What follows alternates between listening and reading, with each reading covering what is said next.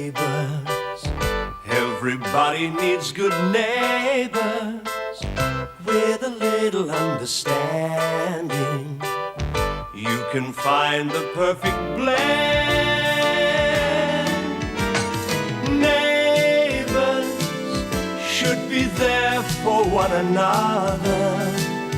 That's when good neighbours become good friends. Oh, Nan. Oh, that dreadful, dreadful cleaner. It's glued everything to my good coffee table. I'm really sorry, Nan. It must have been a faulty batch. How much of my furniture have you used it on? Everything. Oh, Lord. Oh! Oh, Gail, it's lovely. Yeah. Well, it certainly makes it feel official, doesn't it? Mm. Are you sure about all this? I mean, in view of the way you felt about Jeremy. It's Paul I want to spend the rest of my life with. G'day, Gail. Hi. For you. Oh, no, I just bought 6 bottles from Scott not half an hour ago. Ah. Gail, an early engagement present. No, thanks, Jim. Henry just ambushed me as I was coming up your drive. He said he'd sold 4 bottles to Des and Daphne and talked me into buying another 4. Oh. Man, Charlene's cleaning a car down at the garage for nothing, just to show Rob how good the stuff is. Well, they certainly deserve full marks for salesmanship. How did Dad seem? Okay. A bit subdued. Oh, has he got rid of number 13 yet? He said this morning he'd get the wreckers to come and tow it away. No, in fact, I talked him out of it. Jim. That car's jinxed. The sooner it's scrapped, the easier I'll sleep. I'm sorry, Gail. I don't subscribe to all that superstitious mumbo-jumbo. In fact, I've decided to buy the car myself. What on earth for? You're not thinking of racing it. I have wanted to own a car like this all my life. Besides, after all the work that's gone into it, I can't stand the thought of it lying on a scrap heap. I don't believe this. Number 13 is a death trap. Oh, come on, Gail. You talk about it as if it had a will of its own. It's a car, a thing, a mindless lump of metal. Well, that mindless lump of metal's killed about everyone who's ever tried to drive it. I'm sorry about Jeremy, I really am. But let's face it, the car wasn't ready. You can't write his accident off to superstition. Well, what about his father and all the other people who got killed or injured along the way? Your father has worked on that car for years. Hasn't done him any harm. Don't do it, Jim. Oh, come on, don't tell me you believe in this ridiculous jinx business too. I don't want you racing around in a car that's proved to be unsafe. I've already told you the car wasn't ready to be taken out, let alone be driven at that speed. You do intend to race it, don't you? I'm buying the car, and that's final.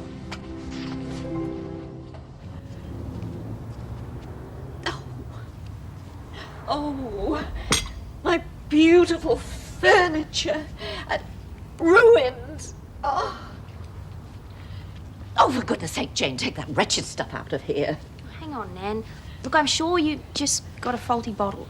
Why don't we have another try? I'll just test it on the table leg. Don't you dare put that concoction anywhere near a stick of my furniture. But, Nan... Oh, my beautiful French polishing. And how am I ever going to face Reverend Sampson again after this debacle? Well, look at it on the bright side. He'll have to call again to collect his hat. It is not funny, Jane.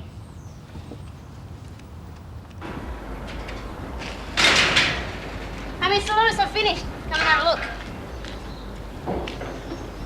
It's not bad at all. Not bad, it looks terrific. Now, once, I got to agree with you. So, what, you'll take 3 cartons for starters? Hold your horsepower, I've got to work out what we need. But it's terrific stuff, you just said so yourself. Well, I'll take 1 carton, and we'll see how much we go through in the first week. Right, I'll get Scott to bring it over right away. Hi. Just don't forget your work here.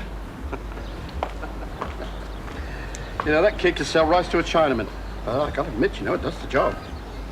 Has she managed to flog anything off onto you yet? I didn't come here to talk about car polish, Dad. Well, it's not just for cars. Look, you have got to stop Jim from buying number 13. It's not just up to me. Meredith needs the cash, and Jim reckons it's a good bargain. And you can't let it go, can you? Jim's a partner in the firm. I can't tell him what he can and can't do. And I can't knock back the chance of working on it either. So in spite of all that's happened, you're just going to sit back and watch someone else kill themselves in that damn car? Oh, take it easy, Gail. I'm just a mechanic. But I'm a good one. No one ever got hurt because I did a shoddy job. You let Jeremy drive that car, and now he's dead. It's not fair, Gail. I've lost a lot of sleep over that accident. Wild horses wouldn't have kept Jeremy from driving that car, and you know it. I know. I'm sorry, Dad. I really don't blame you for it. But we can't let the same thing happen to Jim. Henry! Oh, Henry, listen. We have got really big problems. Yeah, it's selling like hotcakes. We're going to have to get more stock if it keeps up like this. Henry, you don't understand. It's about that little beauty. There you are, you charlatan, you home wrecker. Hey? A pretty penny it's going to cost me to have all this furniture repolished and to replace the Reverend's best hat. I've got a good mind to sue you and that disreputable sister of yours and your mother. Ruined. Absolutely ruined. Sue, what about the Reverend's Haddy? She having one of her funny turns. Henry, I'm trying to Hey explain. guys, this is going great guns. We've already sold a whole carton to Mr. Lewis. And he's going to take some more later. Great. Why is she going to sue? Sue? Who's suing who? I've been trying to explain that Liquid Beauty's turned Dan's French polishing into glue. Reverend Sampson came over for morning tea today, and everything stuck to the furniture, including his hat. I wish I'd been here at the time. Scott, it's not funny. Look, Nan's furniture's ruined. It must have been a faulty bottle. Yeah. Yeah, well, what if they're all faulty?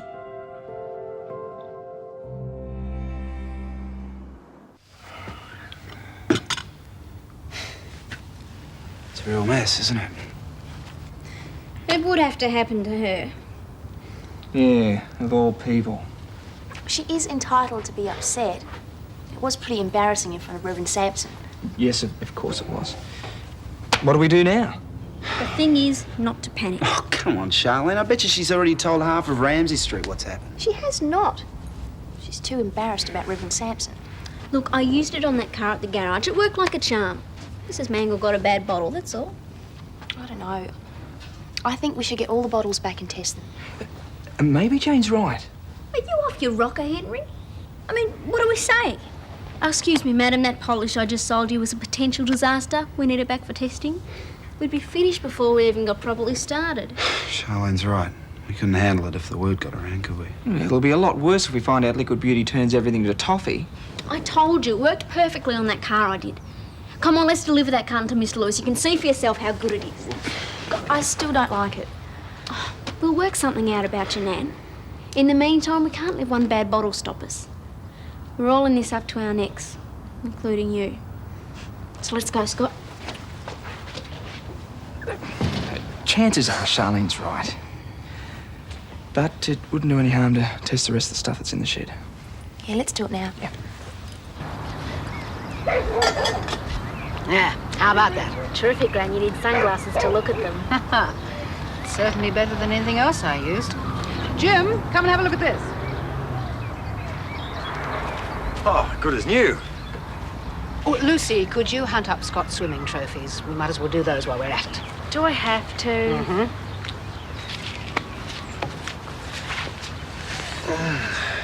Jim, about that car.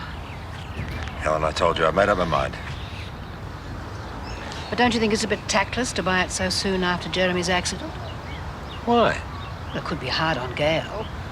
Well, now that she and Paul are getting married, I doubt if she'd want a constant reminder of Jeremy and what's happened to him. For heaven's sake, the girl won't even be involved in the car. But her father will be. That's his choice. Are you sure you're not throwing good money after bad? Gail told me that Jeremy owed the garage thousands of dollars when he died. Yeah, but the engine's almost perfect now. And most of the damage was done to the body, which is comparatively easy to fix. And Meredith's letting the car go for a song. I'd be mad to pass up a chance like this. Well, I suppose it's up to you. Yes, it is. I don't want to hear any more rubbish about jinxes or silly superstitions. Perhaps not. But Gail said that number 13 became an obsession with anyone who got tangled up with it. And it looks as if she was right. You're not really going to get mixed up with that car, are you, Dad? Everybody says it's unlucky. That's nonsense, darling. It doesn't mean a thing. I wish you wouldn't. I'm scared you'll get hurt. Just something I want to try, darling. Hobby. I won't be doing anything reckless, believe me. You don't have to worry, all right? Jane's just panicky. Don't let it get you down. Yeah, we'll trust Mrs. Mangle to get the only faulty bottle. Yeah, but a few more orders like this, we'll be able to buy brand new furniture if she wants. And when the rest of Ramsay Street finds out how well it... That's what I call serious. But you were scared I'd change my mind. Blimey.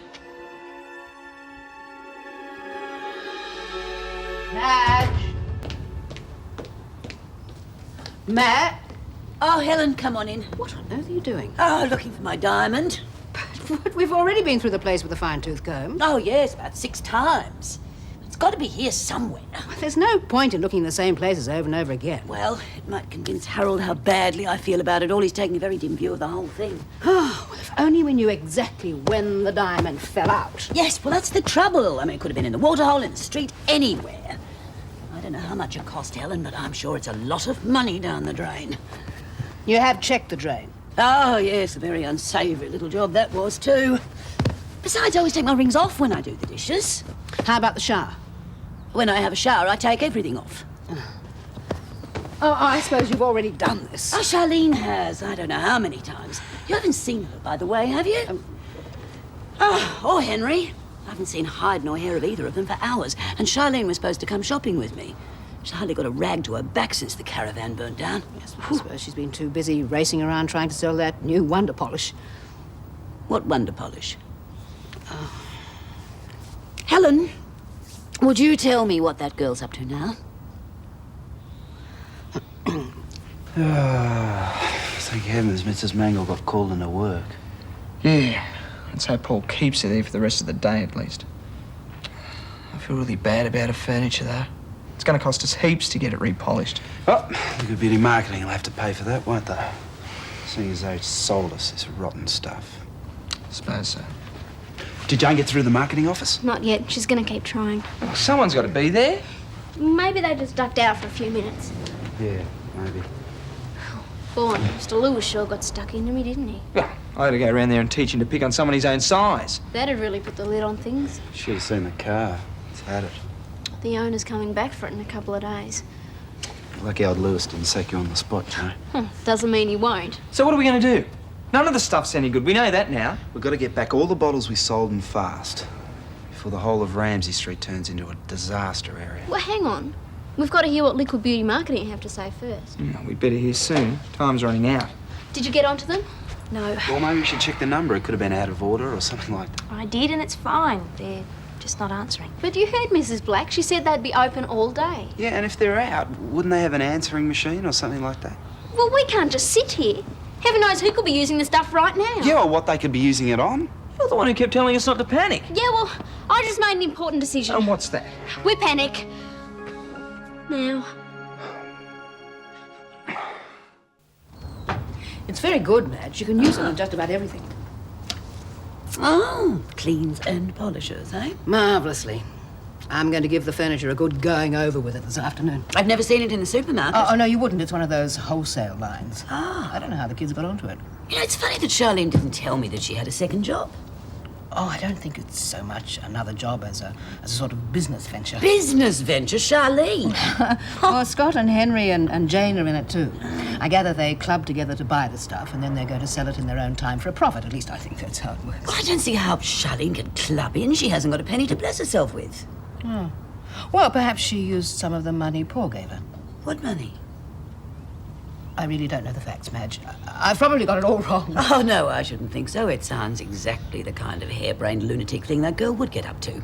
Well, you must admit it does show initiative, and I'm sure they'll make plenty of sales. It's an excellent product. Yes, just wait till I get my hands on that dim-witted daughter of mine. Oh, Madge, please. I wouldn't have told you if I thought it was going to make trouble between you and Charlene. Don't worry about it, Helen. I'm just grateful that someone finally got around to filling me in. What are you doing? Did you use this? Scott, what is going on? Where's Charlene? Gran, did you? Yes, it's terrific. Okay, what on? Well, Lucy and I polished your father's trophies and yours. They're outside drying now. no, It's great. Very well, I'll find Charlene myself, and when I do, I'll give her liquid beauty, all right.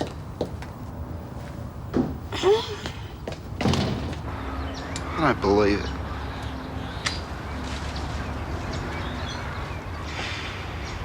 Dad is going to kill me. Oh, good grief. How could that happen? What's up? They're wrecked. You should have checked the label. Obviously, it wasn't supposed to be used to clean stuff like this. I did check. The instructions say that it's guaranteed for cleaning all types of silver plating. These are irreplaceable. It's even melted the shellac on the base. We've got some explaining to do, mate. Better be good. Oh, Miss Lewis, I didn't expect you back at work so soon. Why is that, Mrs. Mangle? Well, after that terrible accident, of course. It must have been a dreadful shock for you, losing your husband like that. My ex-husband. Yes, quite. But you still were very close, weren't you? As a matter of fact, I've been meaning to drop in and offer my condolences. It might be more appropriate if you offered them to Jeremy's widow. She's staying right here at Leicester's. I had no idea. Oh, really? I thought everybody knew that Jeremy had remarried. She's a very nice person. I'm sure she'd appreciate your making a gesture of sympathy. Oh, have you seen my engagement ring yet? It's very nice indeed. Well, Paul wanted to make it official. I couldn't see any reason to wait any longer. Of course not. But forgive me. I do hope you're not marrying Mr. Robinson on the rebound, as it were. I mean, after a big emotional shock, it can happen. And very understandable, too. Well, I wouldn't know. It's been a long time since there was any emotional feeling between Jeremy and myself. Really? I got quite a different impression. Well, we all make mistakes. The important thing is not to repeat them. Isn't it, Mrs. Mangle?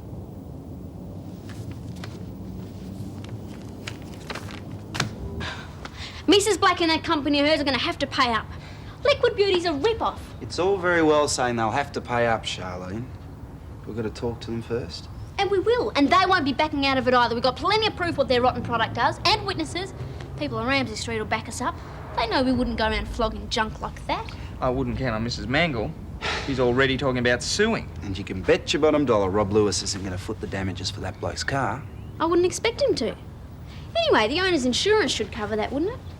Can you insure against faulty polish? Dunno. You can't replace golf trophies. I reckon we're going to have enough trouble just getting our money back, let alone making them pay damages. Oh, that's right, Henry. Look on the bright side. What sort of a company would distribute a product that wrecks everything? Maybe they didn't realise. Yeah. Well, they only farm it out. It's the people who make it who are the real crooks. Still no answer.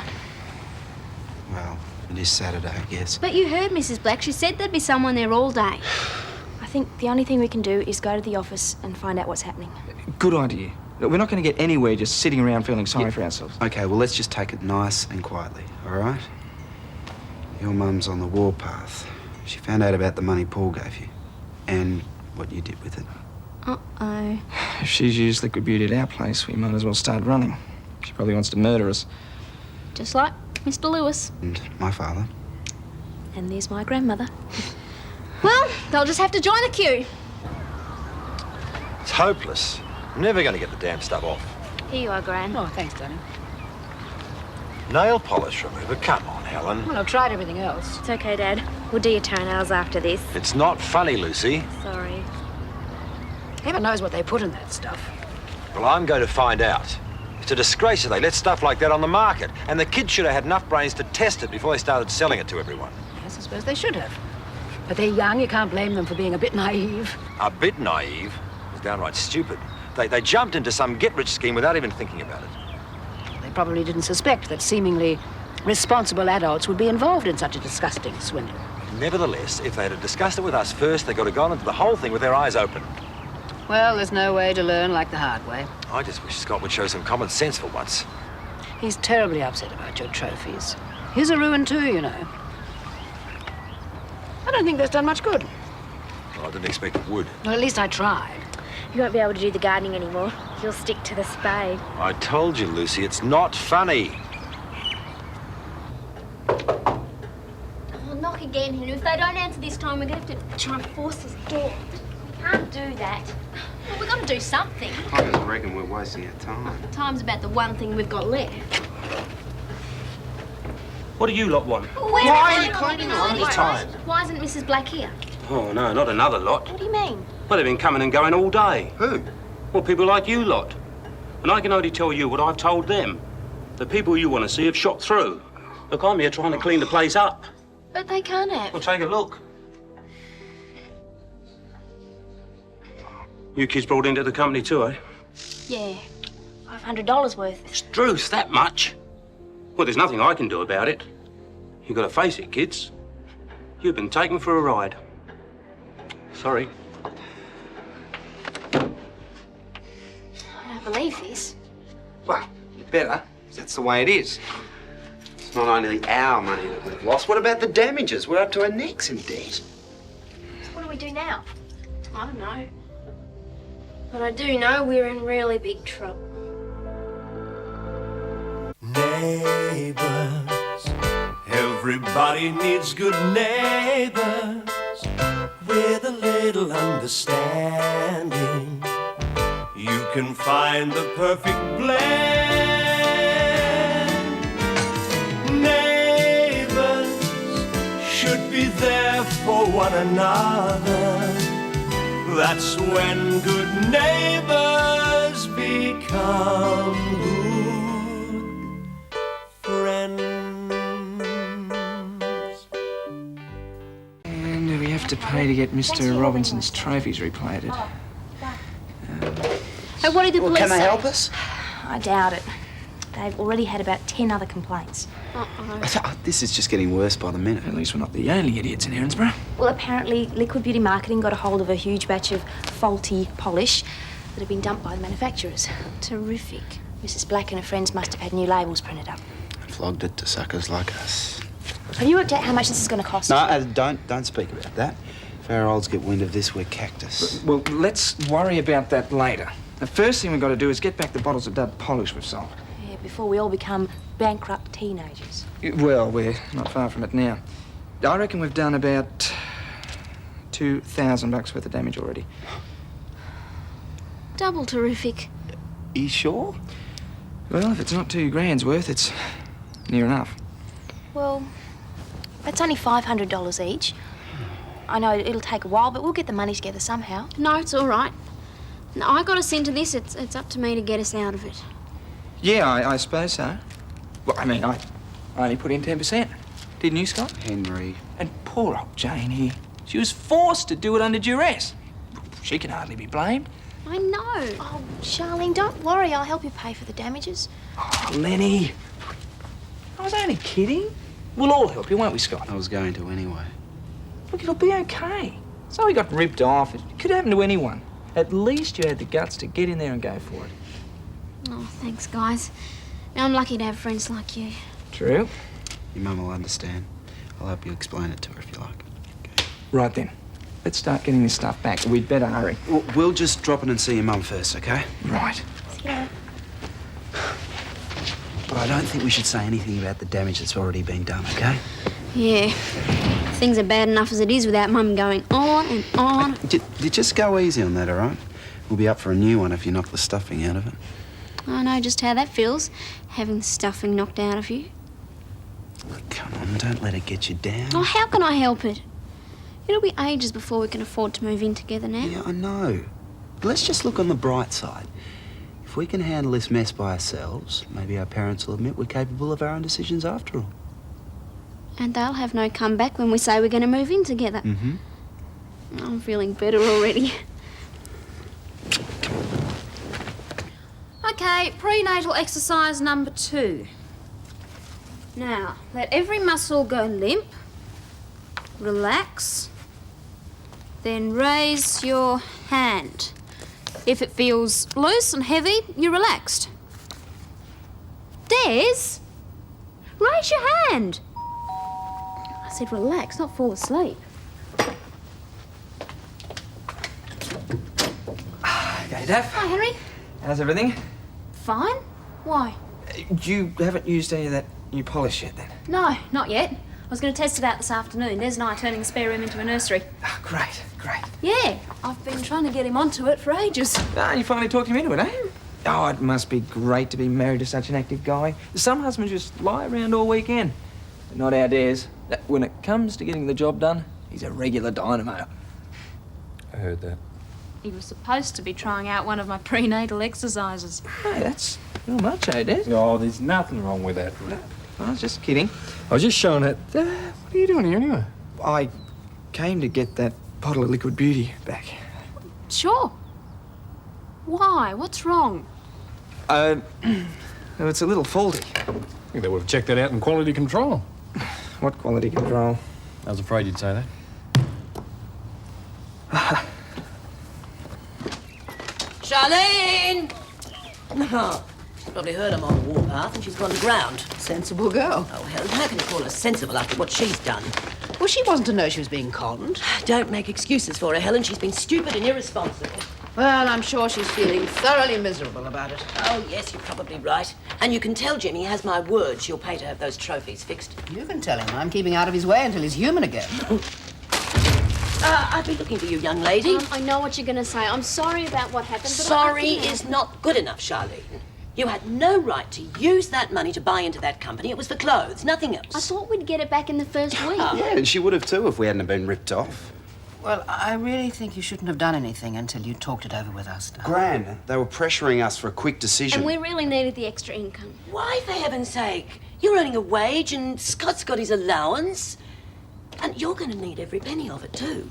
Because from now on, your pay packet comes to me until you've paid to fix those trophies. Oh, that's not fair. It's Charlene's money. She'll pay us. God, that's enough. Oh, it's all right, Helen. I suppose she has been punished. Well, why should she be punished at all?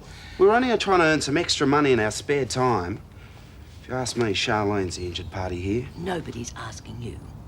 What really gets me is that you used that money that was for clothes. Who's expected to pay for them now? Me? Oh, well, I just hope you've learned your lesson. You can thank your lucky stars that no further damage has been done. We've got to go out for a while. Yeah, we'll be back. I'll see you later. Bye. Bye. All I need now is to get the sack.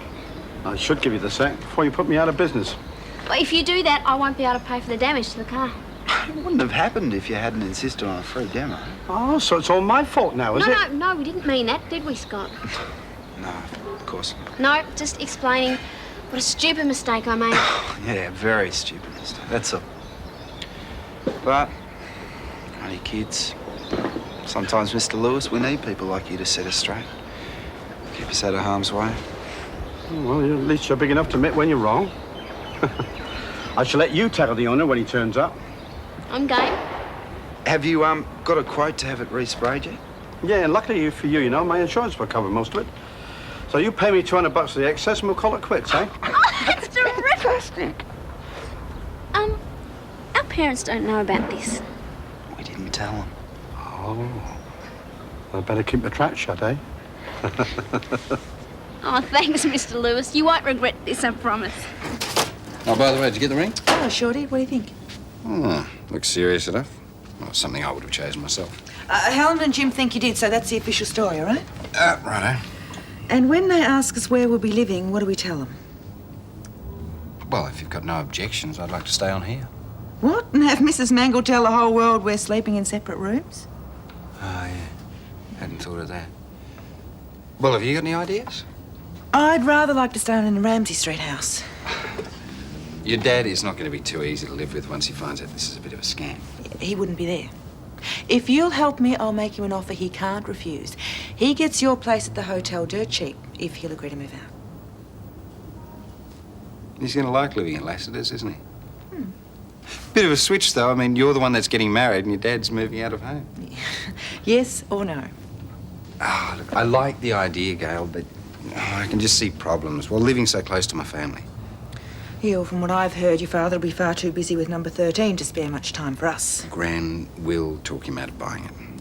Yeah, well, I hope she has better luck than I did with Jeremy. You're still not over him, are you?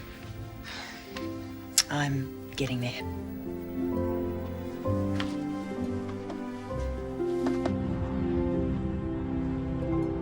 Are you fit to talk to?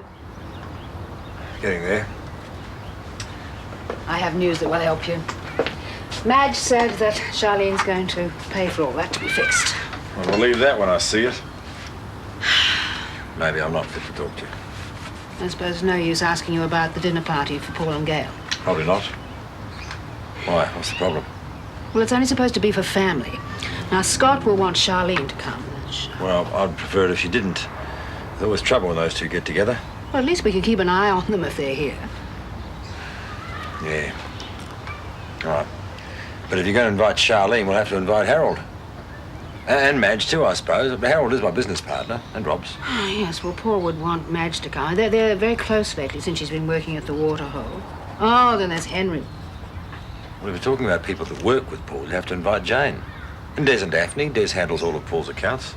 And they'll be hurt if we invite everyone else. And Well, not that means them. we can't leave Mike out. Now, look, how on earth am I going to fit that lot around the dinner table? Well, Mike's gone away for the weekend on his bike, so you can cross him off your list. Miles too many for a dinner.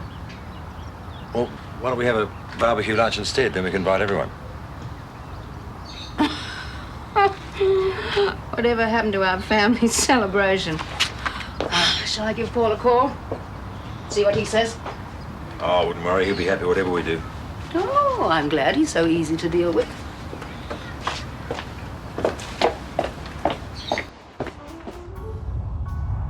Well, now that you've softened me up, what's this dinner all about? I might have known he'd see through us. Well, we've got a favour to ask of you, actually, Rob. Well, far away. When we get married, we'd like to live at home.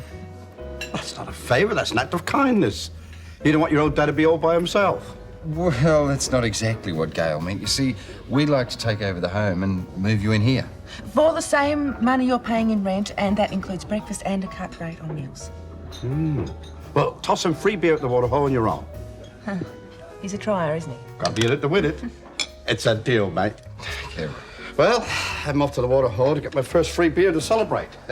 There's no need to rush off, Dad. Why don't you sit down and have a drink with us? Ah, you two must have a lot to talk about without me being around. Never played gooseberry in my life before. Not going to start now. I love.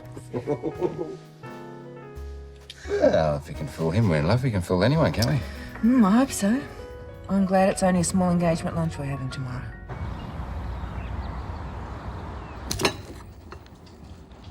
That's not the way you toss a salad. Here, let me show you. See? Lucy, don't. No, come on. Lucy! I lost. All right. Ready? Now, you weakling. Lucy, stop! What on earth do you think you're doing? Oh, we were just gonna. Oh, I was just gonna take the bread out to Dad. Okay. Yeah. Lucy. That boy could talk his way out of anything. Oh, it's good to see Lucy back to her old self again. Yes, but it is a bit weird. I just hope they haven't ruined that bread. Oh, no worries. Daph's brought some of her special herb bread. And some potato salad. Thank you. Shouldn't have gone to so much trouble. Oh, it's nothing. It's to say thanks for saving Des from a fate worse than death. Eating his own cooking while I was in hospital. Well, that's really spoiled it for yourself. No more breakfast in bed. Dad wants a beer. I'll do the office. Oh, get one for yourself while you're about it, Des. And Des, when you're talking to Jim, do me a favour and keep off the subject of golf, especially the trophies. We polished them with liquid beauty. Oh, no. Was there much damage? They're a mess. Well, so are mine, too. When he saw them, it was Attila the Hun all over again. He still hasn't calmed down. Okay. All right, Scott, you watch your P's and Q's. This is a special day for Gail and Paul. I don't want anything to spoil it. Yep. I'm sorry, Mr. Bishop. We won't be long. Oh. Thanks for the lent of the dress, Jane. I've hardly got any clothes left since the fire. It's okay. Looks better on you anyway. Oh, there you are. Getting ready for the big party, are we? No, it's not a big party, Mrs. Magdalen. It's just a small gathering for close friends and family, really. Poppycock. Everyone in Ramsay Street is going except me. Don't take it personally, Mrs. Mangle. I wouldn't worry about it if I were you. Well, you're not me, thank goodness. What makes you think that I want to go to their party anyway? I've better things to do with my time.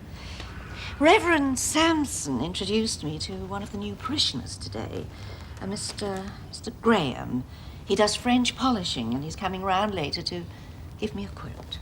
Oh, good, Nan. You'll have to let Charlene and I know how much it is. Oh, you can rest assured, Jane, I will. Well, we'd better be getting along then, eh? Don't forget your present, Mr. Bishop. Ah.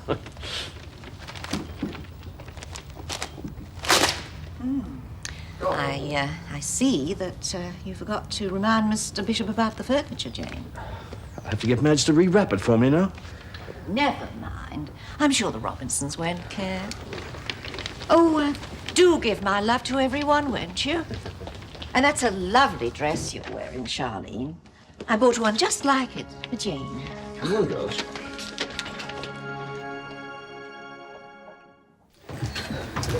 All right, you all set? Yep, psyched up as I'll ever be.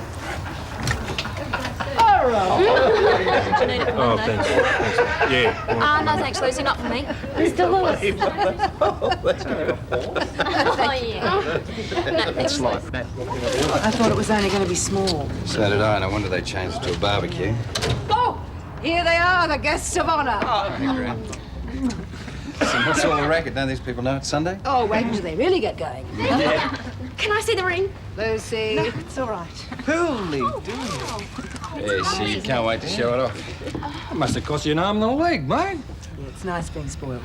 Just make sure he doesn't stop spoiling you after you're married. Well, if Gail's anything like that, you got Buckley's, mate. Well, I'm glad we're going to be neighbours. You can give me a few tips. So you're going to live in Clive's old place? Hey, our new place, Luce. Yeah, they're kicking me out of the house. Sad, isn't it? Now you have to live at Lassiter's with room service, free drinks, no hassle. Till the kids come along, they need a live-in babysitter. Oh, yeah, and don't wait too long. I mean, our kid's going to need someone to play with. But besides me, then. Drinks for you, drinks. Don't say I never look after you either. We should be toasting you with this. There we go. Won't be any toast until everyone's here. Thanks, Scotland. Where's Dad, no props. Outside, looking after the barbecue as usual. Can you give me a hand in the kitchen? Oops.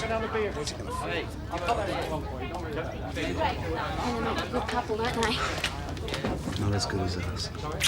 Daphne didn't tell anyone about us moving in together, did she? If she had, we would have heard about it by now. I reckon loud and clear. Well, once we sort out all these hassles with the money, there'll be nothing stopping us, will there? Have I ever told you that you're cute? Bet you say that to all the boys. Better believe it, pal. Trust Charlene to keep quiet about the damage to Mrs. Mangle's furniture. Well, Jane did assure me that they've worked out a way to pay for the damage. Oh, yes, I'll make sure they do. Well, at least she is trying to do what's morally right, Madge. Yes, she knows I'd skin her alive if she didn't. That is tinfoil. Yes, I know. Used all the paper I bought. Have to do, I suppose. Don't forget to take off your ring before we go. Why? Well, it is not the best taste to try and pass off a piece of glass as the real thing, you know. Harold, sometimes I think you've lived too long with Nell Mangle. You're starting to sound like a... Oh, no, who can that be? We're running late as it is. Hello? Time for me to make my speech yet. Listen, I'm going to go out and check Dad, see if he's okay. I think we can forget about speeches, Dad. No way. I can't wait to trot out all the oldies like I'm not losing a daughter, but gaining a son. Worked well last time, didn't it? Oh, there you are. Great party. Oh, Jim tells me he's thinking of buying number 13. If you ask me, that car should be sent to the wreckers. Me and my big mouth, eh? Yes. Madge, Harold. Oh, I'm so sorry we're late, Helen. I'm afraid Liquid Beauty is struck again. Yes, I see. There's no getting away from the evil stuff. So I forgot about Mrs. Mangle's sideboard, and I put the present there. Well, I'm sorry, but the wrapping's a makeshift affair. Yes, we used all the paper I bought, so I'm afraid you've got to make do with foil. Oh, it looks great. I only wish I had your ingenuity. Thanks, Harold. That's all right. Oh, sorry to interrupt, but I needed to have a word with you immediately, Mrs. Mitchell. If it's about the damage to your furniture, Mrs. Mangle, I know all about it. Oh, I'm surprised you owned up. This is the quote for the French polishing, plus a new hat for Reverend Sampson. You weren't the only one to have his property damaged.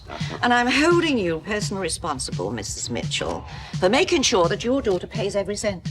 After all, she started the little enterprise. Mum, I was going to tell you when you'd called off. I'll bet. How much are they up for? It's a lot. That's more than the damage for the car. The car? Just what else haven't you told me? I think it might be a better idea if we finish this discussion in private. don't Yes, you? I agree. Outside. Go on. You too. Oh.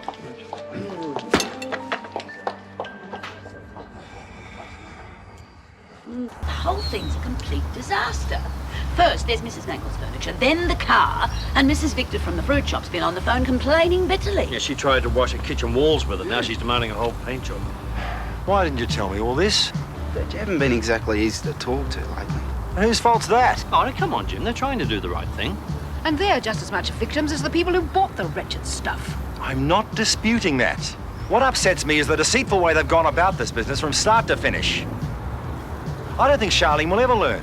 It's just one mishap after the other with you, isn't it? Now, just a minute, Jim. I don't think you should see her anymore. She's a bad influence on you. Now, hang on a minute. It's no good, Scott. He means it. I won't let that happen. You'll do as I say.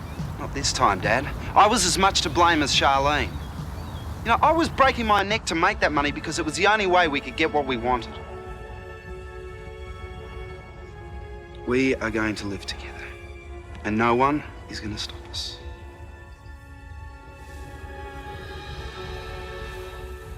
Neighbours, everybody needs good neighbours with a little understanding. You can find the perfect blend. Neighbours should be there for one another. That's when good neighbours become good friends. Don't talk nonsense. I'm not. We're going to live together. You do nothing of the sort. Sorry, Mum, but we've already decided. You can't stop us, Dad. It's not as if we're kids anymore. All right, as adults, would you mind explaining how you plan to pay for your little venture? Get a job. Don't be ridiculous, Scott. I mean, quite apart from the fact that you haven't got a cent to your name, you're up to your eyeballs in debt, thanks to your little get-rich scheme. It wasn't our fault that we got ripped off. Let me finish, please. Even with an after-school job, it's going to take you months to pay off what you owe. How you plan to pay for a flat on top of that is quite beyond my comprehension. Leave school, I'll get a full-time job. You will not. Stop ordering me around, Dad. We could manage. As long as the both of us were working, we'd have enough money. I've heard enough of this ridiculous talk, Charlene. You're not leaving home, and that's final. How are you going to stop me? Lock me up? Don't talk to your mother like that. You stay out of this. Charlene, apologise at once. Why should she? It's none of Harold's business. You stay out of this, Henry. It's none of your business if it comes to that. Lenny's my sister, Mum. Oh, whatever the rights and wrongs of all this, don't you think we should leave it until later? It isn't fair to Gail and Paul to spoil their celebration. Dad started it. Scott, please. The old Mangle's done her best to ruin everything. Don't make it worse. Helen's right. This can all keep. Until we get home, young lady. No.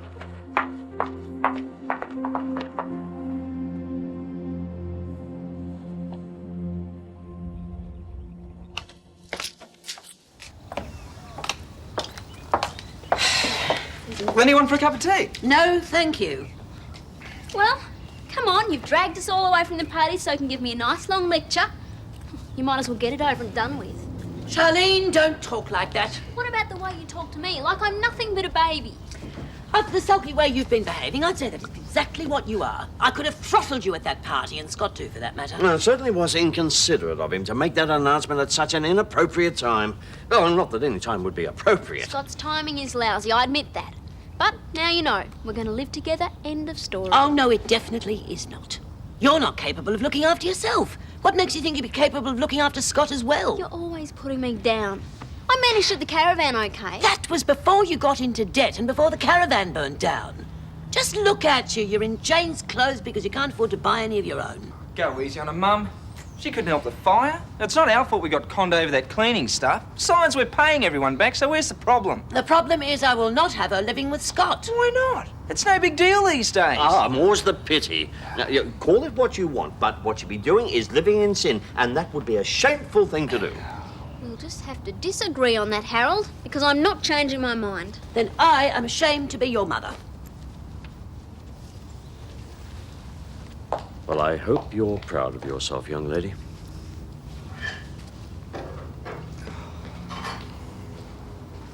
Why do they always make growing up sound like such a crime? Oh, give him time, Lenny. I'll come round. Maybe. If only Scott hadn't opened his big mouth. In the fridge? Yeah, thanks. Do you want me to start on the dishes? No. I'd better do them. Otherwise, Dad will have a go at me about that as well.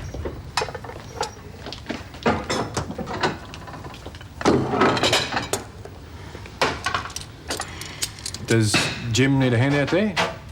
Oh, no, thank you, Des. He seems to be managing. Where's Paul? Taking Gail home. I Crikey, Gran, I'm old enough to vote now, so I should be old enough to decide where and how I'm going to live. Scott. I bet you that's what's really bugging him. If I move out of home and I don't need him anymore, he's going to feel really old, isn't he? Scott, that's enough. Perhaps we should go home. Yep. Unless you need some more help clearing up. Oh, no, thank you. You've done plenty already. Oh, why don't you go home and put your feet up? And thanks again for coming. I'll just go and see Jim. Yeah, you might as well go while you got the chance. Well, 3's about to break out here, Elaine. Do you want me to see you out? No, don't bother. We'll go out the back way, say goodbye to Jim. See you, mate. See ya. Chin up.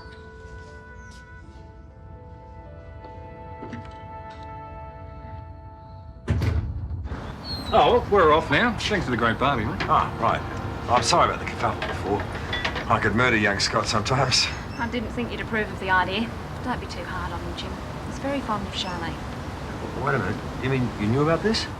Well, Charlene had mentioned it. You might have told us, Daphne. She asked me not to. Well, she just wanted some advice. She knew I'd left home when I was really young. I see. So on the basis that you were irresponsible as a teenager, you felt it was okay to encourage Charlene and Scott to do the same thing? Hey, don't talk to Daph like that. No, I'd just like to know why it is that people who profess to be my friends can't support me in this issue. Because we disagree with you, that's why. If you can't handle people having a different opinion than you, well, no wonder your flaming kids are leaving home. Come on, Daph.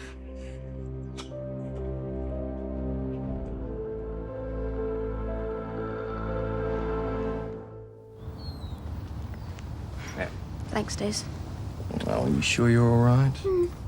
I just feel bad about arguing with Jim and Helen. We've been friends with them for ages. Well, it doesn't give Jim the right to abuse you like that. Charlene told you in confidence you respected that and there is no reason you should feel guilty. I suppose not. I wonder if Madge is being as heavy about it as Jim. Well, I can't say I'd blame her. I wouldn't be too keen if it was my teenage daughter moving in with a bloke. Why not? They're old enough to make their own decisions. Yeah, but it's different for a girl. There's more things to consider. You mean like her reputation? Yeah, that's right. That's why they have to be a bit more careful. Of course, and boys don't. Oh, well, boys don't have to be as careful as girls. All that stuff about second-hand good stuff doesn't apply to men. I see. And you think that's fair, do you? Well, I don't know. It's just the way things are. Don't you think it'll be better if people change their attitudes? So as girls could do exactly the same things as boys and have exactly the same chances? Well, no. I mean, women are there for protecting, and I think that's only natural. And I think that makes you a male chauvinist of the worst kind, Des. Daph. I thought you were different to everyone else, but you're not. You're just as bad as the rest of them. And I'll tell you something else. I really hope we don't have a daughter, because I am not prepared to bring her up as a second-class citizen, no matter what you say. Daph? Can I come in? Hey, no heavy lectures, I promise. You're taking Garland. Yeah, I did. But it was pretty obvious that something was going on back here that no one was talking about, so I came back. Gran filled me in on all the juicy details. I suppose she's against me too, right? She's sitting on the fence, trying not to fall either way. Hey, cheer up, Scotty. The hardest part's over and done with, telling Dad. We weren't going to tell anyone until we saved up enough money to do it. Yeah, well, I don't think it would have made much difference. Well, not the way he feels. Maybe not. But at least we could have moved out straight away without having to put up with being heavied. This way we're stuck with all their aggro. Listen, I'm not sticking up for Dad, but it was a bit of a shock to him. Well, it never occurred to him that you'd move out and live with a girl without being married. Plus, he hates the idea of you leaving school. Yeah, Paul, I know all that. But he won't even talk to me, mate. And I'm not kidding. He's just right off the air. Oh, and you've been perfectly calm and sensible. It's not easy to be calm and sensible when all you're getting is abuse. Well, you're just going to have to try a little harder, mate. Won't do any good. Look, do you want me to talk to him? Soften him up. Would you? Really? Yeah, sure. I thought you'd be on his side. Hey, I'm not on anyone's side. It's just you deserve a fair hearing, and Dad's got to understand that. He won't. I bet you. How is he now? I think it's what you describe as the calm between the storms. What about Dad? The same. Although I stirred things up again when I asked him to apologize to Daphne. What about Daphne? Well, she let it slip that she already knew what Charlene and Scott were planning. So your father and I were rather harsh with her. But now I've had time to think about it. She was in a very awkward position. I mean, having to keep her confidence like that. Anyhow, she didn't deserve the personal insult your father kept dishing out to her. Ah, well, wish me luck. No, I said I'd say a few words in Scott's defense. Oh, Paul, I wouldn't right now. Give him time to calm down. So, whose side are you on? Ah, that's the $6 million question. I'd rather not take sides at all. Yeah, but you must have an opinion. Well, I have to admit that living together without a marriage certificate would have been considered pretty shocking when I was Scott's age. I can't blame him, or Charlene. I mean, it's common practice these days. There you go. If you can see it, why can't Dad? Perhaps he hasn't really thought it through. Well, he's going to have to. Look, the more Scott and Charlene are told by him that they can't move in together, the more they're going to resent him. If you ask me, that's a surefire way of losing them. I've tried to teach her values, honestly I have. You can't blame yourself the way that she's turned out. I mean, after all, she did spend some time in her father's dubious care. Yes, well, that was partly my fault. I mean, I should have insisted that Charlene come with me when I left Fred, but at the time, I thought I was doing the right thing. I wasn't to know of the terrible effect he was going to have on her. Yeah, well, from what you've told me, he was hardly the person to control a teenager. Well, his own behaviour left a little to be desired. Well, self-control was never Fred's strong point. And now it looks as though Charlene's following right in his footsteps. Lay off, Lenny. She's nothing like Dad. She wants to move in with Scott because she loves him. That is hardly an excuse for immoral behaviour. Get out of the ark, Harold. Look, think back to what it was like before you married Dad, when you were just going out with him. What about it? Well, were times really so different back then? I bet Dad insisted on at least one goodnight kiss. And I bet it wasn't just a peck on the cheek. How dare you speak to your mother like that? Now, I knew her then, and she was a fine, upstanding woman. As she is now. Don't bust a gut, Harold. Look, all I am trying to say is this is the 1980s. You're out of step, not Charlene.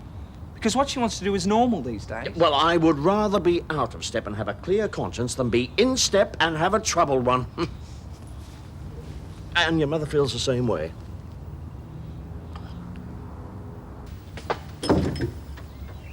Before you slam the door in my face, this is to say I'm sorry for being rude to Daphne. And so is Jim. Well, where is he? Not man enough to come over and tell her himself, is that it? Oh, but he will. It's just that he's so worked up about Scott at the moment, he can't even think straight. Oh, please take it, Des. Oh, things are bad enough without us quarrelling as well. Come on. No. Thanks, Helen. But that doesn't go for Jim. He doesn't get off the hook that easily after all the trouble he's caused between Daff and me. You're the one who's causing all the trouble, Des. Hi, Helen. Daphne. I used to think Jim was bad, but he's got nothing on Des. If he had his way, women would spend their lives running between the kitchen and the bedroom, and what's more, they'd have to be grateful for the privilege. I don't think Helen wants to hear this. Well, what's the matter? You're not ashamed of your opinions, are you? That's not the point. Because if you're not ashamed of being a typical male chauvinist, then you should be happy for the whole world to know. Isn't that right, Helen? Oh, well, I'm sure Des isn't a male chauvinist. Oh, yes, he is. It's just up until now he's been too sneaky to let on to anyone. Hey, you got time for a breather? Suppose you've come to put your 10 cents worth in. It'd be pretty hard not to, wouldn't it? I mean, I am still part of the family, aren't I? Cheers. So, you going to speak to Scott? Hopefully not. Look, Dad... Well, what am I supposed to say? Give him my blessing to drop out of school. Tell him I'm thrilled he wants to move in with Charlie. Well, it doesn't matter if he runs himself hopelessly into debt. And what happens if Charlene gets pregnant? What sort of a future will the two of them have then? Has Des calmed down? Not exactly. Now he and Daphne are having a row sparked off by us, I'm afraid. They'll get over it. I hope so. Dad, we talk? If you're prepared to discuss the situation rationally. I was from the start. You were the one that was going off the deep end at me, remember? I was trying to point out to you how ridiculous this idea of you moving out is. May as well save my breath. You're not going to see my side of it. Scott, calm down. I said we'd discuss it. You think you can order me around for the rest of my life, Dad? Well, forget it. I'm not giving you the chance. Thanks for your support.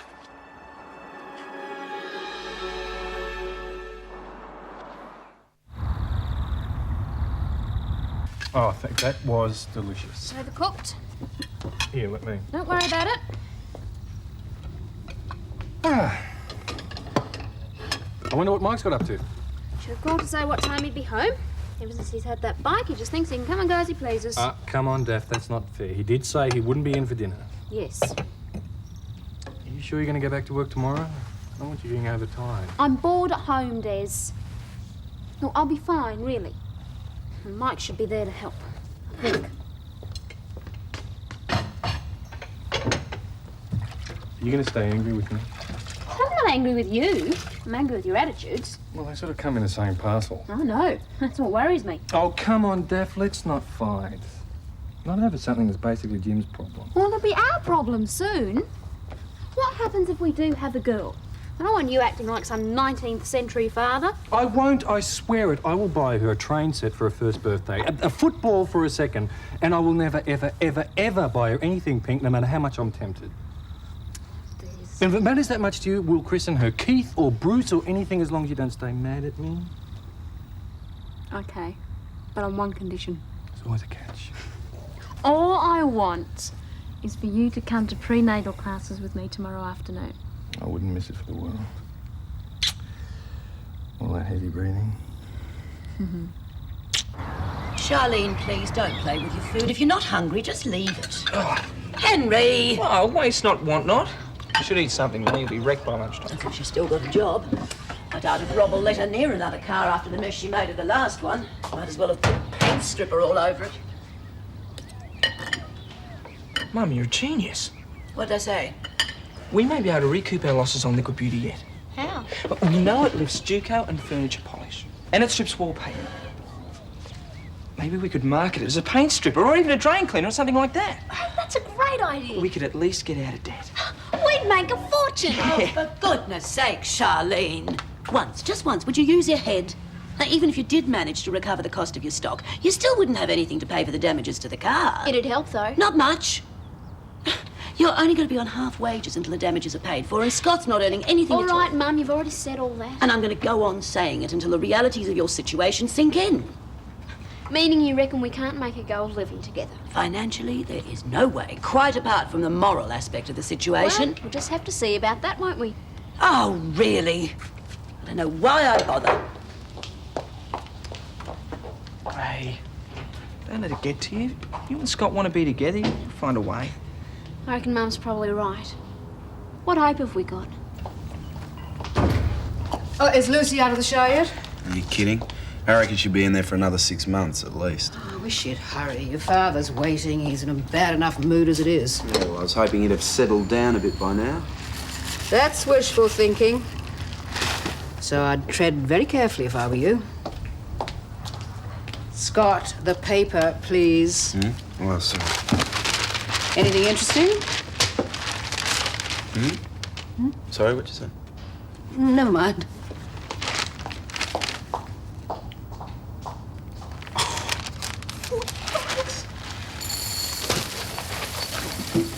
Hey, what about your breakfast? Gran, I'm running late. Give it to Lucy, okay? Oh, Hi, Mrs. Charlene. Daniels. Can I come in? Of course you can. Wasn't sure if I was still allowed. Oh, you're safe for the time being. As far as I know, there's been no official declaration of war. There's war at our place. Who's winning? Not me, that's for sure. Can I see Scott? Yes, he's in his room. Thanks.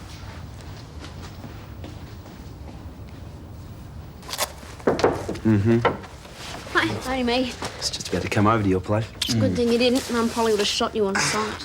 She's been giving me a hard time, has she? Pretty much. Trouble is, a lot of what she's saying makes sense. Not changing your mind, are you? Get out of it. The way she's been picking on me, I want to get out of home more than ever. But she's right about one thing. We can't afford it. Yes, we can. Take a look at that. Okay, we'd have to share the kitchen and the bathroom with other tenants, but that's okay. And it's only $40 a week. Well, I don't know. Maybe we should wait a while. Well, come on, we'll miss out. Look, just come and have a look at it with me now, all right? I can't. I've got to go to work. It won't take long. Please, Charlene. Look, this is our only chance. We don't want to let it slip by, do we? No. Well, then. All right, let's do it. We'll show my mum, your dad and Harold that they're wrong about us.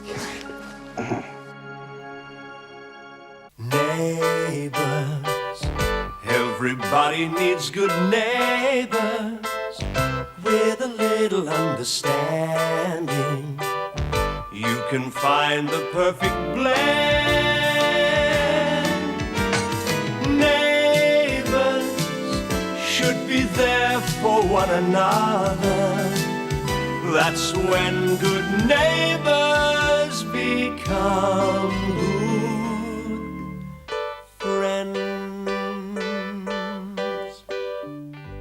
Hang on a sec, Daph. I'll give you a hand with that. It's okay. Hey, listen, pregnant ladies just out of hospital do not, I repeat, do not lift heavy items. It's an amazing thing about pregnancy. Everyone but the mother-to-be knows what's best for her. All right, let me put it another way. What would you do if Des found out you were lifting heavy You wouldn't. Thought so. Where do you want it? Just put it in the kitchen. I'll unpack it later.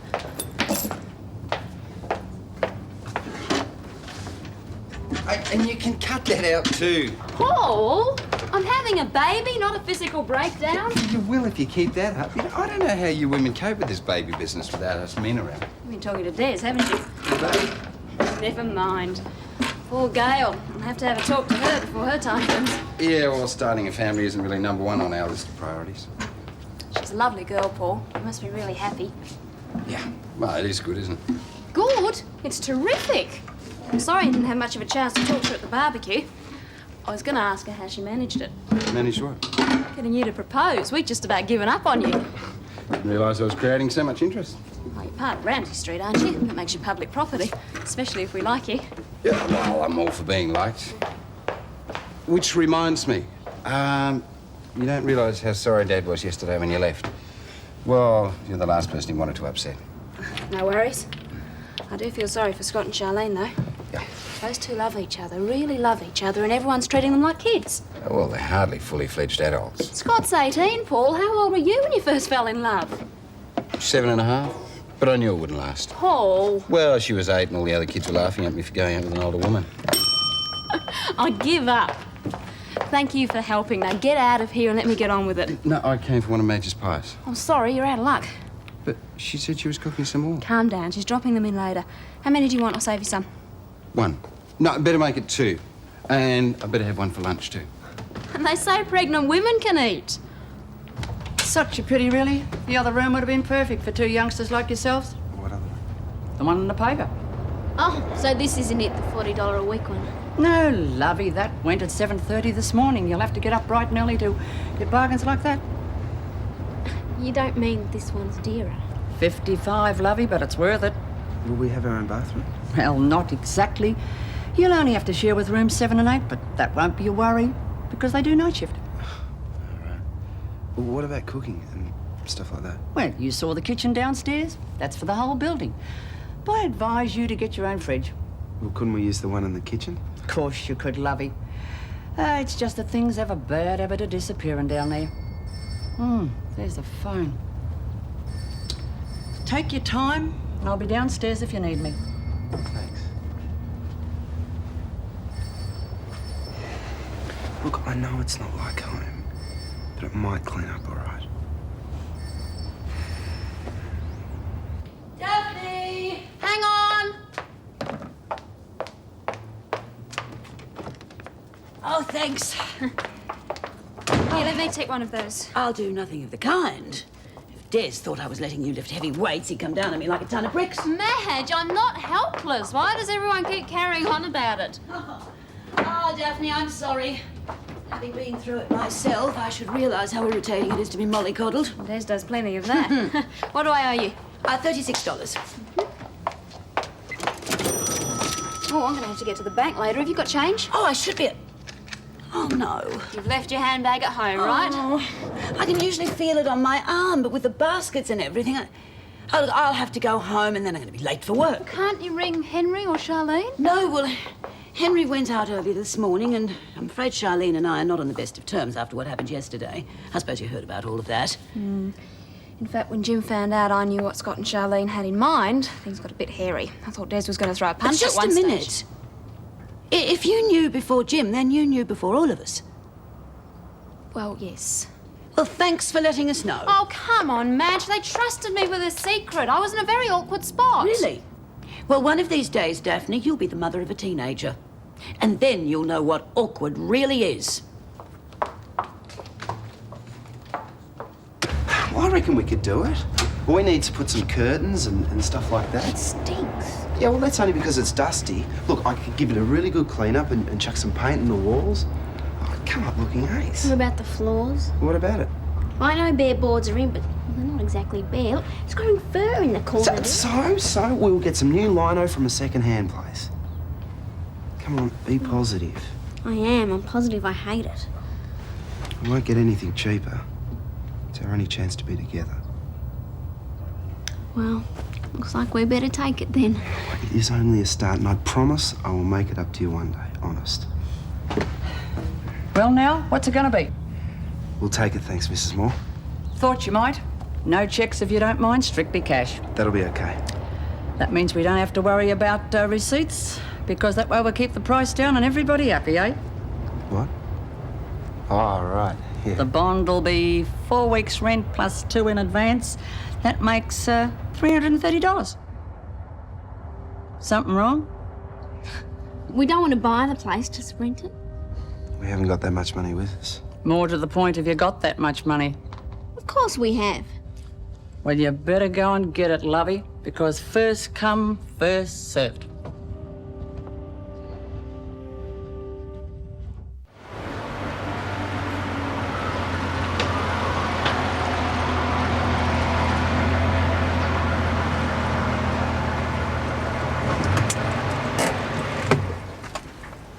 Still mad at me? I'm not mad at you. Well, yes, I am, but I'm mad at myself too. Why? For looking so stupid in front of that woman. I bet she's still laughing at us. Yeah, I know. I felt about that small. Where'll we get the bond money? We'll find something. Like what? I don't know, but we'll figure out a way. I suppose so. And I still reckon we're lucky to find a place for that sort of money. You're joking. The only luck we've had today is not seeing the room for $40. Can you imagine what that must have been like? I hate to think. $330. We'll sell the car. No. No, we already decided that. That was before we tried to sell Liquid Beauty. But you love this car. A few more.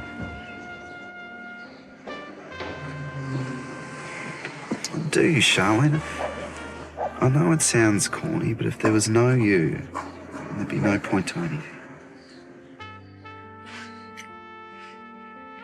I'll have a word with Paul. Maybe we can borrow the money from him and then we'll pay him back. Not without jobs we won't. Better get going before I lose mine. See ya. See ya.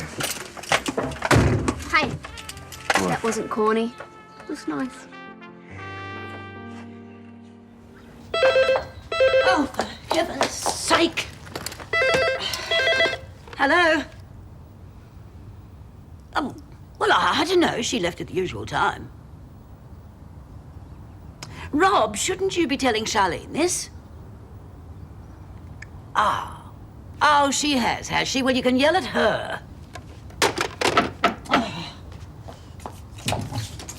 Oh, Helen, I'm sorry I can't stop. I'm running late. I thought you might be when I saw you racing back up the drive. Would you like a lift? I'm going to the office. Marvellous. Honestly, it's been one of those mornings. First of all, I left my bag at home with all my keys in it. And then to top it off, Rob phoned and abused me because Charlene was running late for work. Anyway, she arrived while he was shouting at me. She left him plenty of time. Well, I think I might be able to shed some light on this. Huh? Scott commandeered the paper at breakfast this morning, and I couldn't help noticing the section he was reading. Go on. Real estate. Or flats to rent, to be precise. Helen, I am going to murder her. How can they do this to us? Do what? They've only been flat hunting. Yes, but if they found something... Unlikely Scott hasn't any money. What about Charlene? Not much. She gave me her board and her banking money on Friday. Rob doesn't exactly pay her a fortune. Oh, what are we worrying about? They probably gave up before they started. No way, Scott. Forget it. It's only till I sell the car. Look, mate, I need the money today. You don't look at me. I'm not taking sides against Dad. Okay, all right, you won't lend me the money. Well, can you just tell me how much you paid for the car so I'll know I won't get ripped off? God, it takes weeks to sell a car. Not if you take it to a dealer's. Oh, great. Which dealer? I thought I'd try the one in Erinsborough Road. Oh, I don't believe this. If it wasn't for that guy, the Small Claims Tribunal would have closed down years ago. All right, I'll go somewhere else. But I'll get that money. Scott, please, just stop for a minute and think why you're doing all I of don't this. need to. You know, I thought you were on my side. I thought you understood. I do understand. More than you think. I'm just telling you, mate, you can't live on love.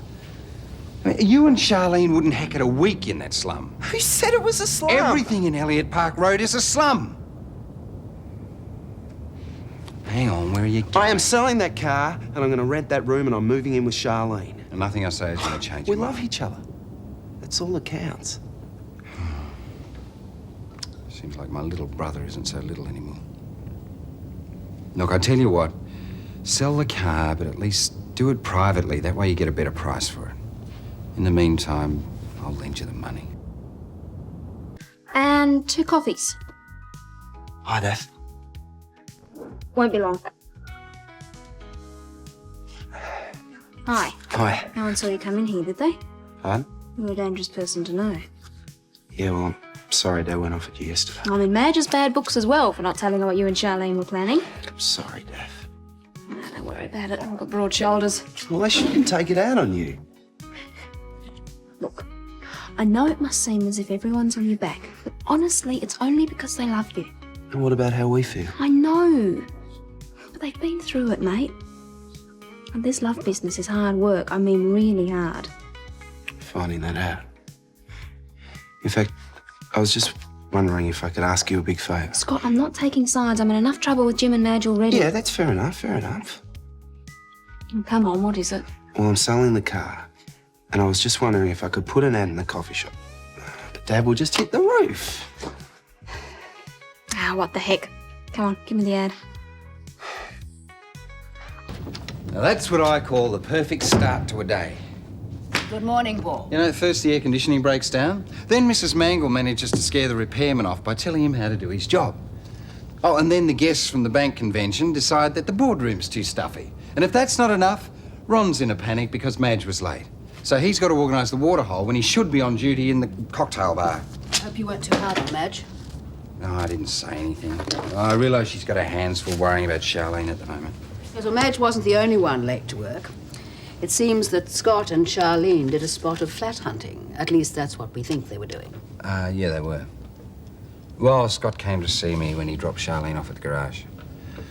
I lent him some money. How cool.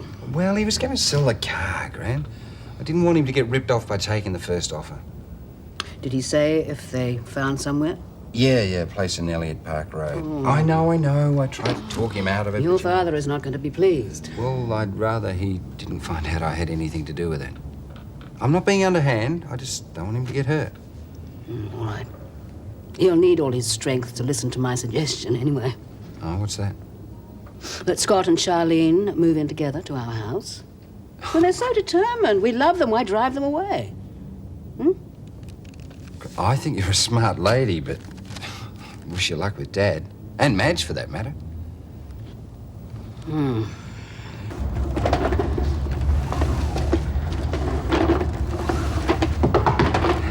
Hello, lovey. Oh, I got the money, Mrs. Moore. I'm sorry to keep you waiting. So am I. I had to let her go to another gentleman. But I told you we'd take it. Yes, well, I've heard that song before. Unfortunately, everyone's not as honest as you. So that's it, is it? Afraid so. You and your friend will have to go play house somewhere else.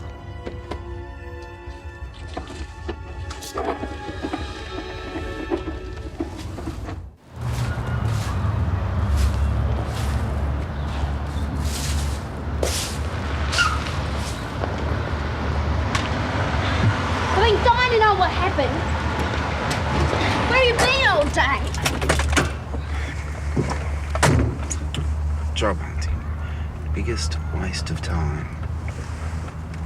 Didn't get in trouble for being late this morning, did you? Oh, Mr. Lewis yelled for a bit, but I told him I'd worked from the lunch hour. You haven't got anything to eat, have you? I'm starving. Yeah. So, how'd you go? Great. You're kidding! Ball into the money. Yeah, it's terrific, isn't it? Where's Mr. Lewis? Don't worry, he's gone to get some spare parts. So when can we move into the room? Scott? I missed out. Mrs. Moore let it to someone else by the time I got back. Oh. Well, we should be glad, I reckon. Well, let's stop kidding ourselves. It was a dive. Yeah, but it was just... Well, we can do better than that. It was only our first try, right? Yeah, right. Hey, do you reckon Mr. Lewis will let me put an ad in the workshop window for the car? He's still selling it. Well, I've got to pay Paul back. I've got one in the coffee shop and one in the Erinsborough News. I think you'll be pushing your luck here a bit. It's not as easy as we thought. You're not changing your mind, are you?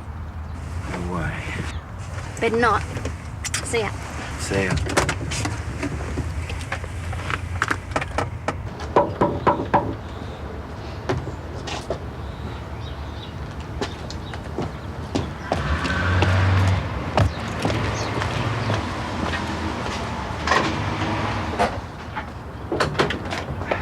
G'day. Can I help you? I'm looking for a guy called Scott Robinson. That's me. I've come about that car you got advertised in Lassiter's coffee shop. My name's West. Ian West. Oh, right. Well, here it is. I haven't had the chance to sort of clean it up lately. No worries. Yeah, she looks all right. How did she go? Like a beauty. Doesn't blow smoke or anything. In fact, she just had some rings put in her about 15,000 Ks ago. They'll just be running nicely, eh? Yeah. Do you want to take it for a spin? Oh, do you mind? I should have brought the missus. I'm buying it for her, actually. Well, you could try it first, and if you like it, you could bring your wife along. There you go. Oh. Do you mind if I take it by myself? Well... Look, I won't drive a flat chat, but you know how it is when you're driving someone else's car. You get a little nervous when they're in the passenger seat. Maybe I'd better come along with you. Not that it's likely to give you any trouble, but just in case. Fair enough. Well, let's go.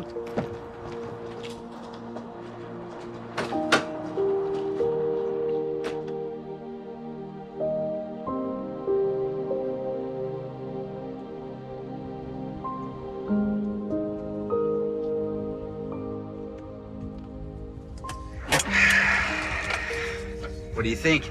Good. Real good. You've looked after her, haven't you? Yeah, sure have. Sorry to see her go. But I need the cash. Don't we all, mate? Oh, you said you'd show me that service book. Oh, yeah, right. It's inside. Do you want to come inside? No. Look, why don't you get it for me while I take a look under the bonnet? Sure. I won't be a second. Okay. I left most of the change in the till. I thought Ron might need it tonight. Right, that's fine. Thanks, Madge. And how's your day been? As taken up with family problems as yours, I think.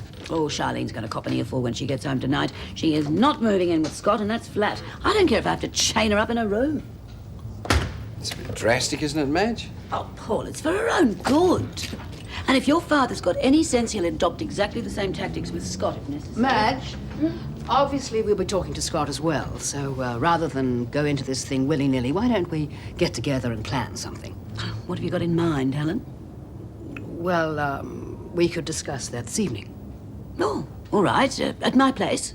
After dinner suit you? Yes, that's fine. Harold's coming over to spend the evening, and he'll probably want to contribute to the discussion. All right. See you then. Bye.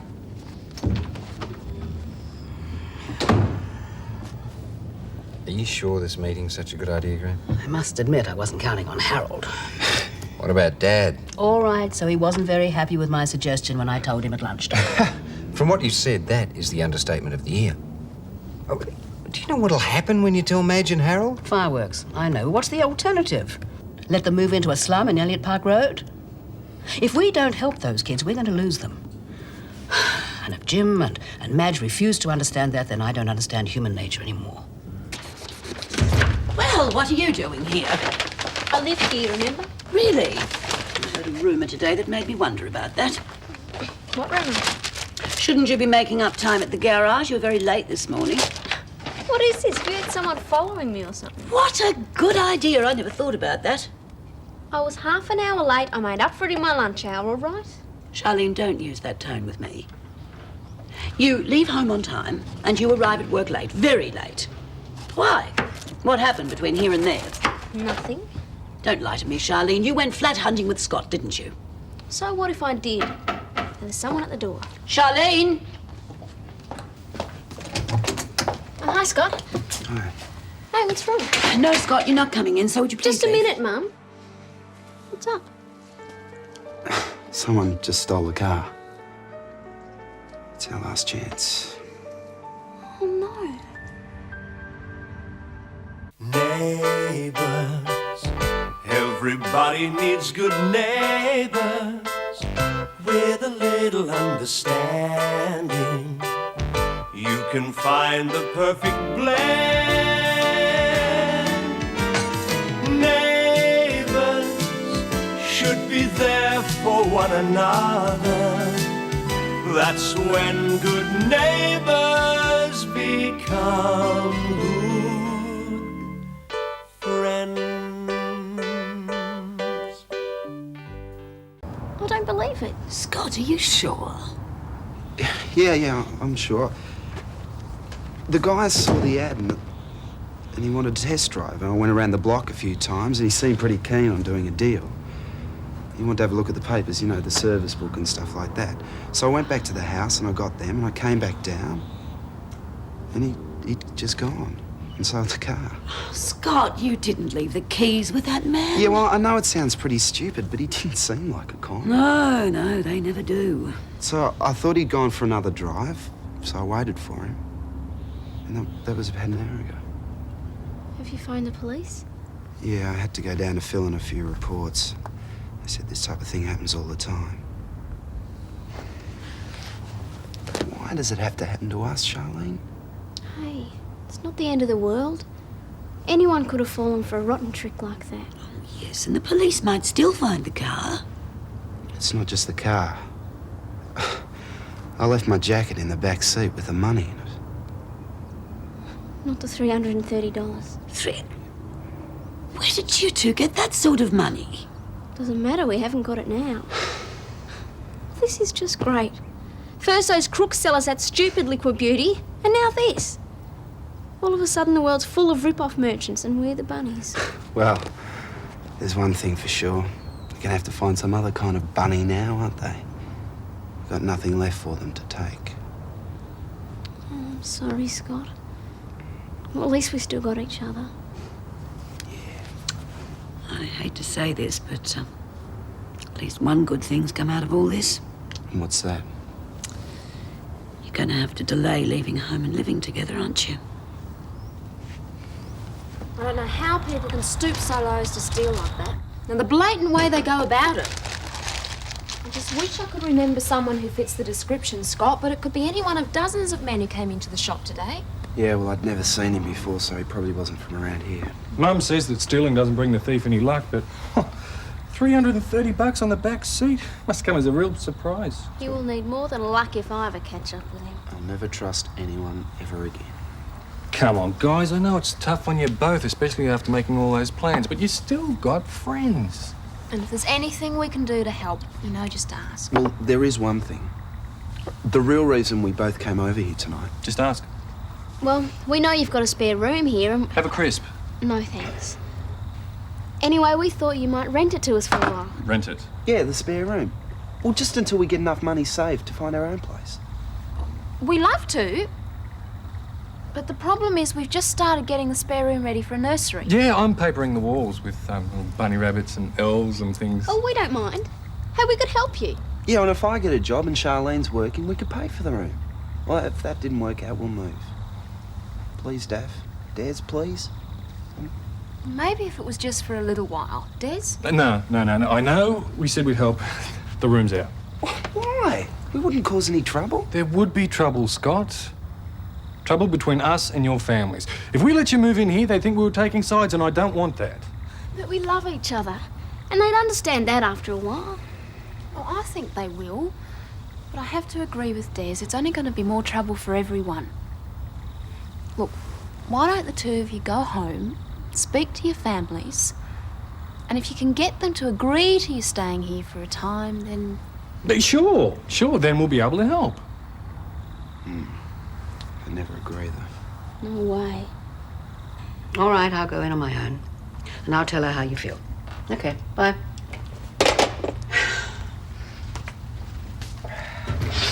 Could Daphne help? What with? Well, you were going to ask her if she saw that thief reading the ad in the coffee shop. No, she couldn't help. Gran, where's Dad? Is he around? Oh, he had to go back to work. He rang to say he'll be late. Just wanted to talk to him about Charlene May, that's all. Darling, why don't you leave it tonight? I thought I might have a quiet chat with Madge. Tomorrow everyone might think differently. Yeah, I won't. And I know Charlene won't.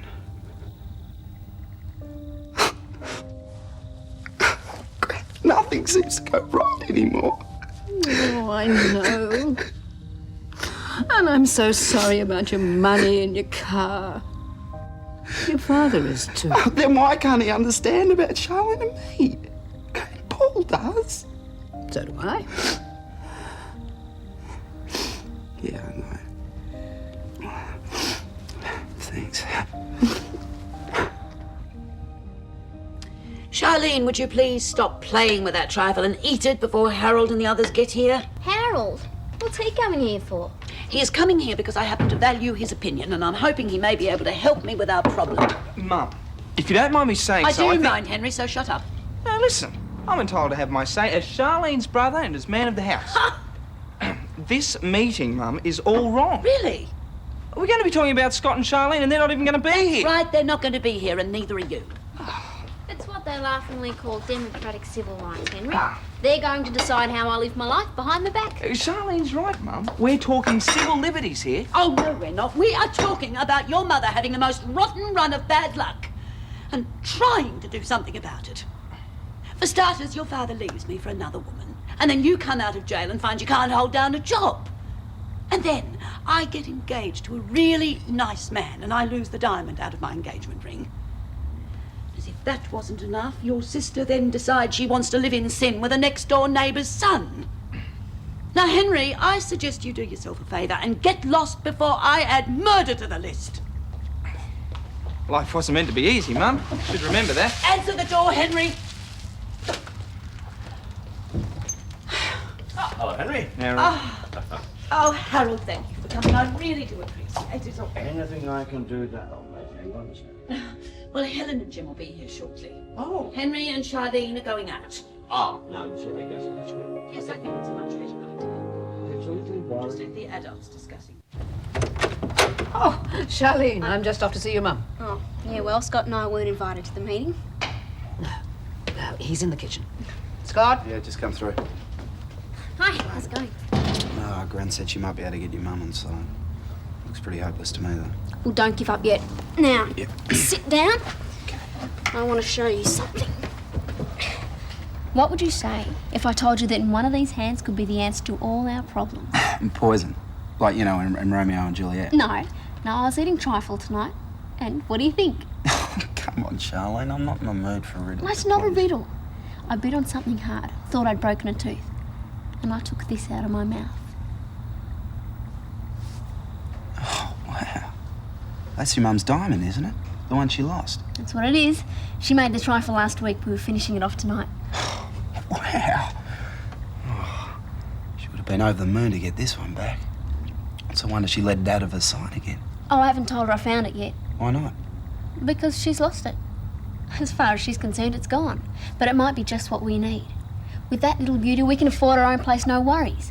And not just some dive of a bed sitting Elliot Park Road, either.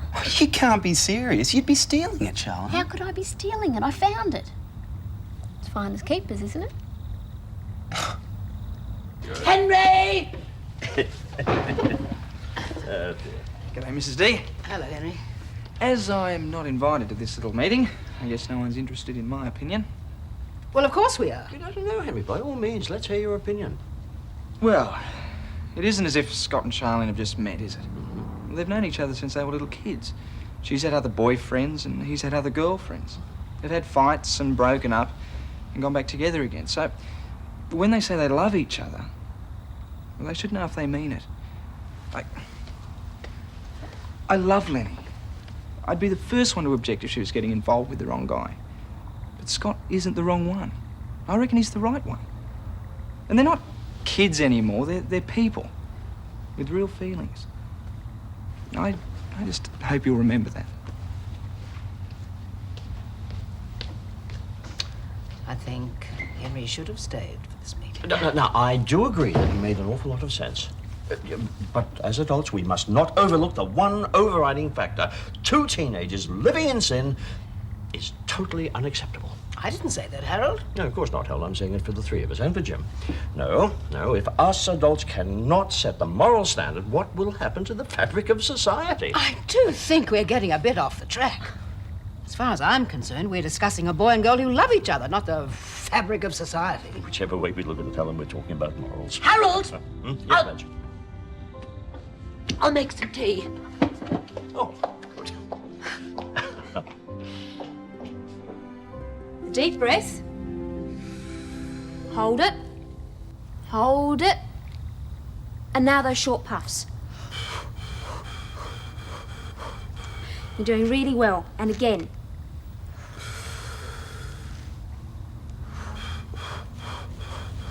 Great! Now, you might find an irresistible urge to push, but resist it. Now, another deep breath. How long does this go on for? The nurse said it might be for about 10 hours. 10 hours? Well, for a first baby, maybe more. If the pain gets too bad, you can have gas or an epidural. What's an epidural? An injection in the spine. Thanks for clearing that up for me. Oh, no, you don't. We haven't got to the best part yet. The birth. I'm getting out of here. Des! Help! Help! Help! Des! The neighbours. I love you. I love you. Do you think other people are this happy? I hope so. I think Charlene and Scott will be too. Hope things go well for them. Yeah. I wish we could have helped. If we'd let them move into that spare room, we would have started a war in Ramsay Street.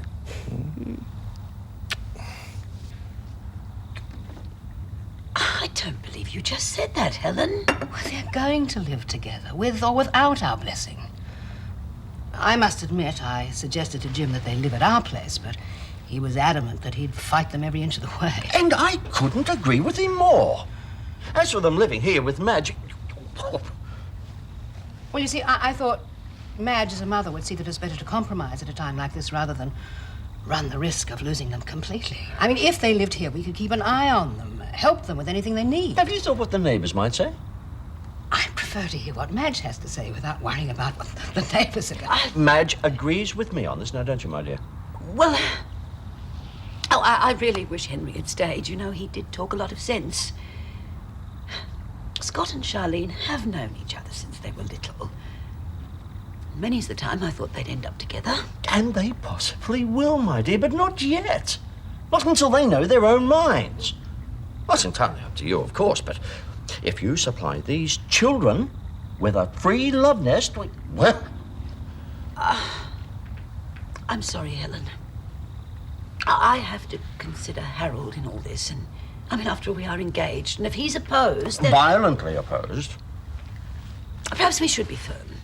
Insist that they come to their senses. Scott can live at your place, and Charlene can live here, and they can go steady with our blessing. Then, in a few years, we can review the situation and see how they feel about each other then. Amen to that. Okay, you keep rabbiting on about honesty. Well, we've been honest and look where it's got us. First there was a fiasco with Liquid Beauty. Look how much money we lost. Then your car was stolen with the money Paul lent you. Yeah, but it still doesn't justify us stealing. But I'm not stealing, I'm borrowing. From your own mother? Without her permission? She'll get her diamond back. All I want to do is pawn it and pay our debts and get us a place to live. Then we can pay to get the diamond back. Everyone would be happy for once. That's all I want, to be happy. I thought that's what you want too. Yeah, but it's not... Please, Scott. This thing must be worth a fortune, you know. It'd take us forever to save up enough money to get it out of pawn. With the bad mood your mother's in, can you imagine what she'd be like if she found out about this? But she won't find out. And even if she did, well, what's the difference? If we're going to move in together, she'd be mad anyway. I could stand that. At least we wouldn't have a guilty conscience, would we? Yeah, you're right. She doesn't deserve this. I'll give it back to her. Happy? We shall think of something else. Don't worry. Of course we will.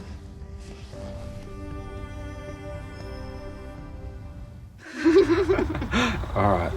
I'll see you in the morning, okay? Thanks for walking home. Night. See ya. Where's Mum? She went to bed with a headache. I said I'd wait and talk to you. Oh, Mrs. Daniels has already explained everything to us, thanks. You've decided Scott and I can't live together. No, Charlene. I realise this must be very painful to you because you're young and impressionable, but I want to appeal to your better nature. Please, wait until you and Scott are old enough to get married, rather than put everyone through all this misery. You and Mum, you create your own misery. Scott and I are quite happy about living together. We don't tell you what to do. No, we don't live together. Yeah, well, just in case you ever get the urge, I found this in Mum's trifle tonight. Charlene, that's the diamond from your mother's engagement ring. That's wonderful. It's worth quite a bit of money, you know. Who needs money? Oh, does she know you found it? Not yet. Oh, good. Please don't tell her. And do you know where she happens to keep the ring? Sure. It's in here. Good. First thing in the morning, I'll have the glass taken out and the diamond reset. This time I'll make sure it doesn't fall out. Oh, it'll be a great surprise for your mother. Oh, it means a great deal to me, too. Well, as long as you're both happy. People in love should be happy, shouldn't they, Harold? Good night.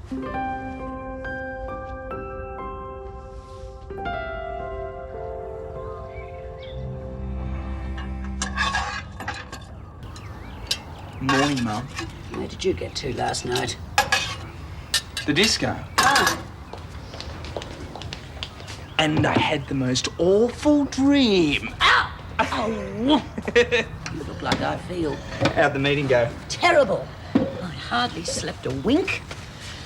Harold was so persuasive with his views on morality and chastity that I went along with him. So they can't live together? No. Oh, and would you take that mask off? It reminds me of your father. All Charlene wants is to be with the guy she loves. Is that too much to ask? Oh, I know. I tried to talk to her about it when I took her juicing, but she doesn't want to talk, she doesn't want to eat, and she just looks so terribly unhappy. Well, she's going to be unhappy until she and Scott have your blessing to be together. Yes, I know, but if I give in, I'm going to upset Jim Robinson and Harold. I'll probably even lose Harold. Oh, if he'd leave you because of this, you're well rid of him. Look, you can't let him make up your mind for you on something this important. And you could lose Charlene over it. Oh, I know. Oh, really, I just don't know what's right and wrong anymore. He phoned me earlier and asked me to meet him at Lassiter's Lake at lunchtime. I'll have another think about it. Make my own decision. Good for you, Mum.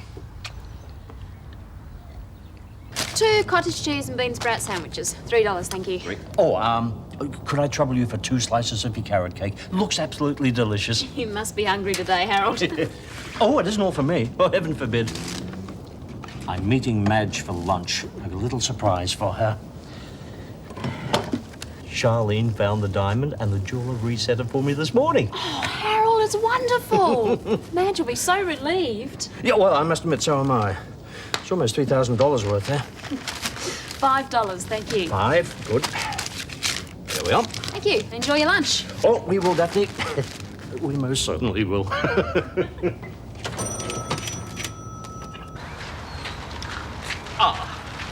Oh, Harold. Look, I haven't got very much time. Here we go. Oh. And carrot cake for dessert. Oh, thank you, Harold. That's very sweet of you.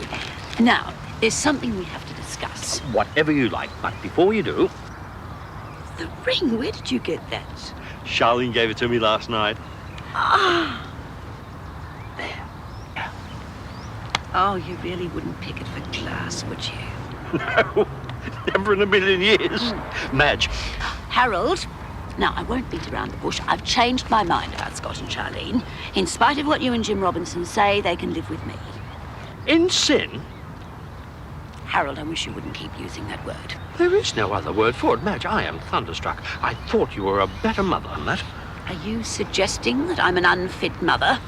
All I can say is that the Madge Ramsay that I knew all those years ago would never have considered such a sinful thing. There you go again. Harold, if Scott and Charlene do live with me, what are you going to do about it? What am I going to do? Well, I will reconsider my position, I can tell you. Good. Then I'll make it easy for you. You can take your ring and go jump in the lake.